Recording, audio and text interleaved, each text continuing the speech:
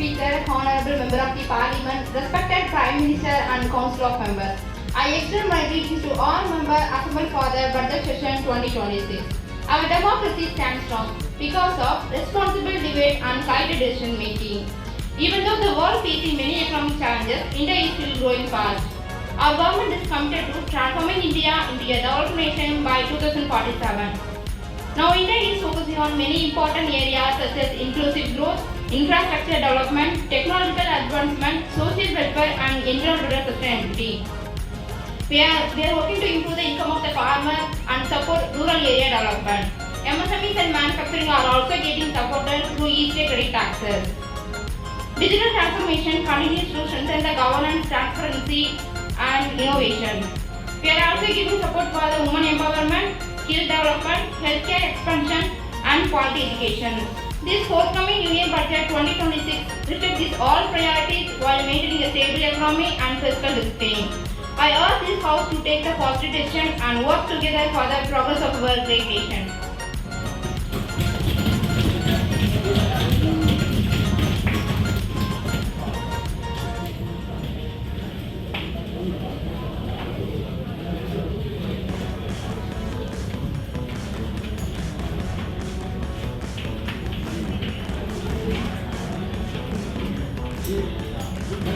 Honorable members, I thank the Honorable President for the inspiring and visionary address delivered to this August House.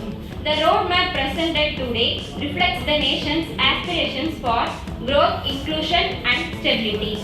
As we commence the budget session 2026, I urge all the members to uphold the dignity and decorum of this House.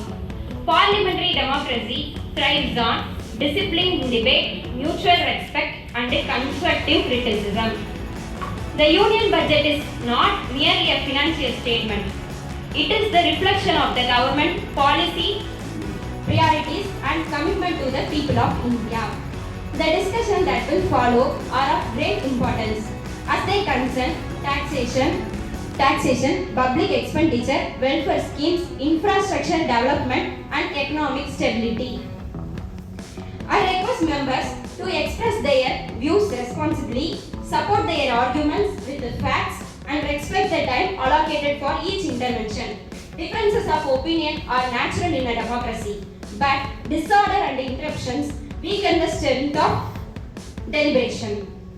As we ensure that today's proceedings set an example of healthy democratic practice. Now I call upon the Honorable Prime Minister to respond to the President's address.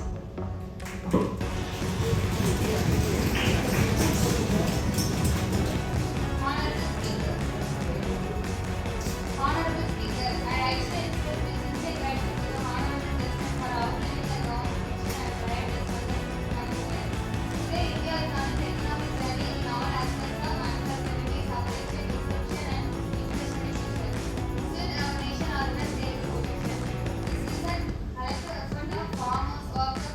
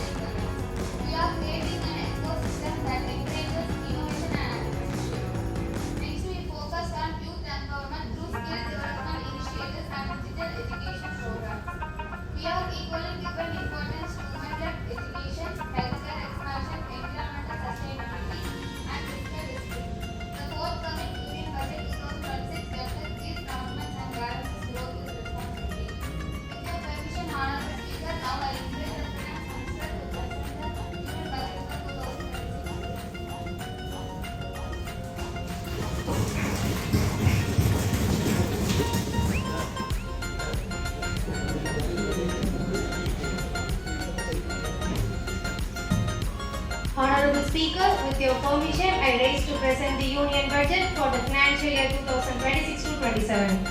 This budget is not merely a statement of income and expenditure. It's a roadmap of hope.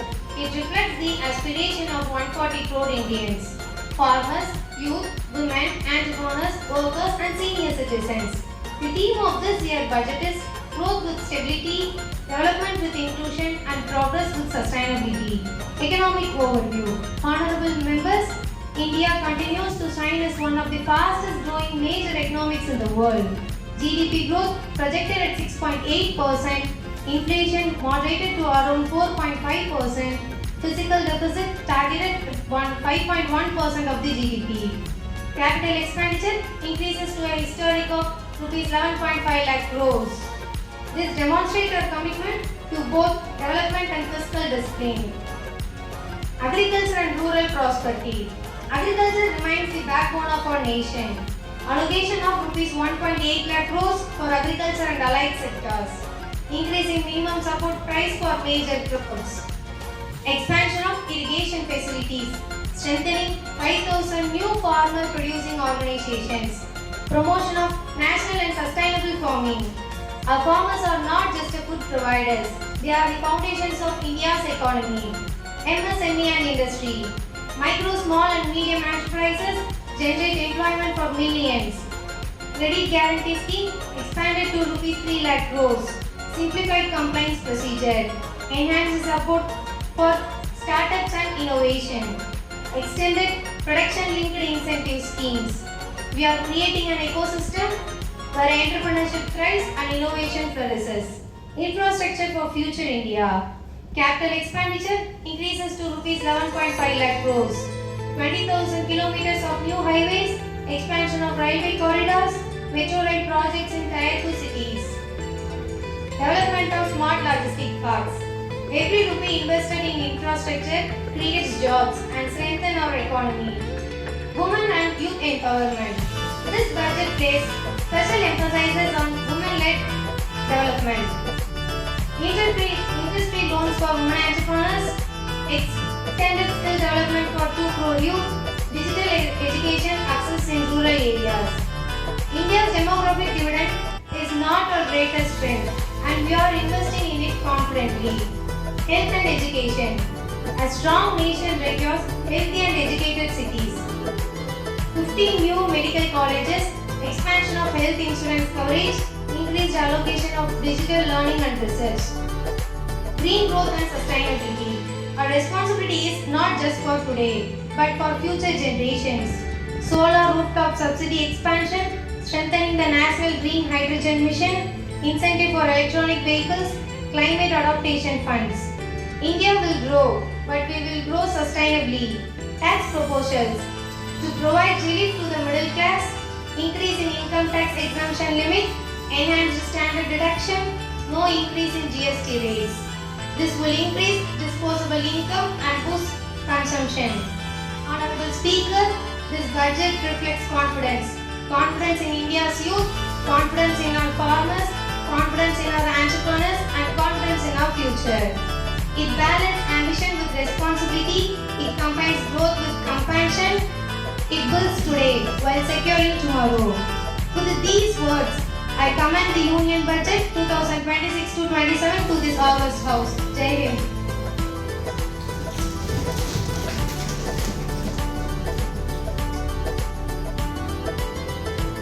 Honorable Speaker, I rise to strongly support the Union Budget 2026 presented by the Honorable Finance Minister.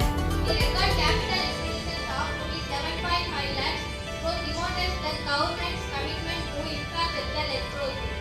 Investment in highways, railways and logistics parks will not only boost productivity but also generate large-scale employment. Economic growth cannot happen without strong infrastructure and this budget clearly recognizes that. I believe this long-term vision will strengthen India's global competitiveness.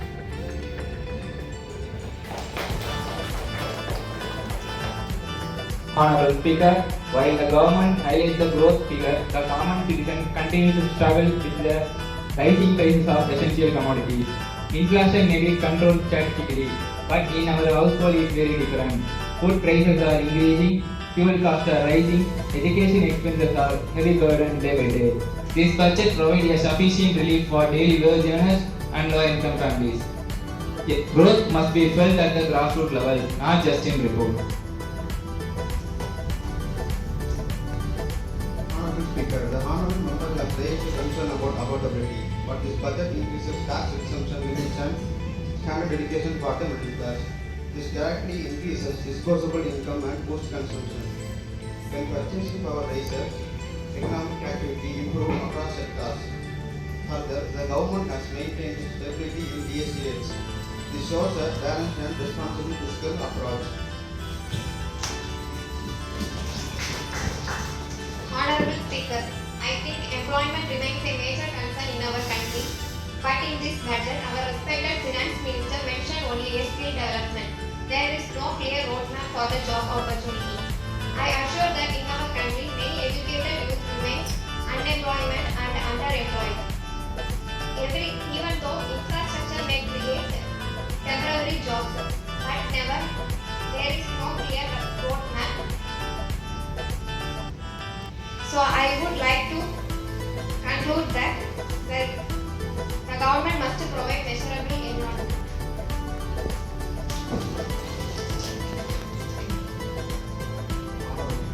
Honorable Speaker, the expenses of MSMEs credit scheme to is 3 lakh crores step towards sustainable employment in this. MSMEs contribute nearly 30% to GDP and employment increase. By reducing complex burdens and enhancing access to finance, the government is stated as sector. Startups and innovations funds will encourage young entrepreneurship. This ecosystem will create permanent job opportunities. Honorable Speaker, agricultural allocation though increase does not fully address the challenges faced by farmers. Rising input costs, unpredictable monsoons, and market volatility continue to affect the rural income. Crop insurance coverage must be expanded further. Farmer producer organizations require stronger implementation support. Rural prosperity needs deep structural reforms. Honorable Speaker, the government has increased MSP for major crops and expanded irrigation facilities to reduce the dependence on rainfall. These reforms are designed to increase the farmers' income sustainably. Promotions of natural farming will reduce the input cost for farmers. The farmers are designed to increase the digital farming for sustainability. The government's agriculture strategies is progressive and technology driven. Honorable Speaker, in the budget, Nirmala Sitharaman mentioned healthcare allocation remains insufficient in rural areas, and also many primary health centers lack adequate infrastructure and medical professionals.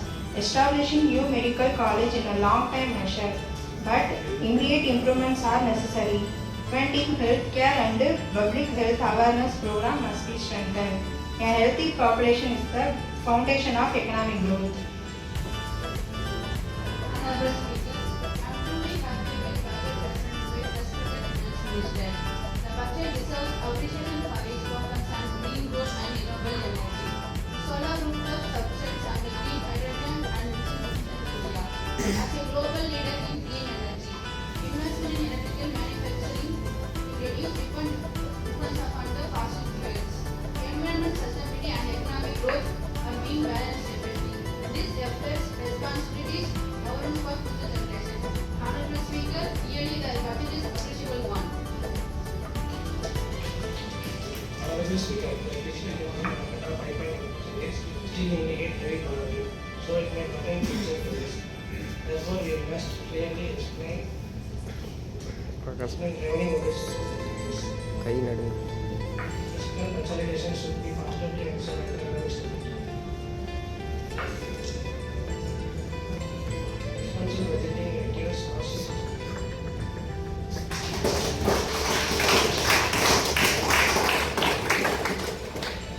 Order. Honorable members are requested to maintain decorum. The Finance Minister will reply to the discussion. I thank all the members for their valuable suggestions. This government remains committed to physical discipline. while ensuring inclusive growth. We will take constructive feedback into consideration for effective implementation. The discussion on the Union Budget 2026 is hereby concluded. Members who are in favor say yes. Members who are against say no.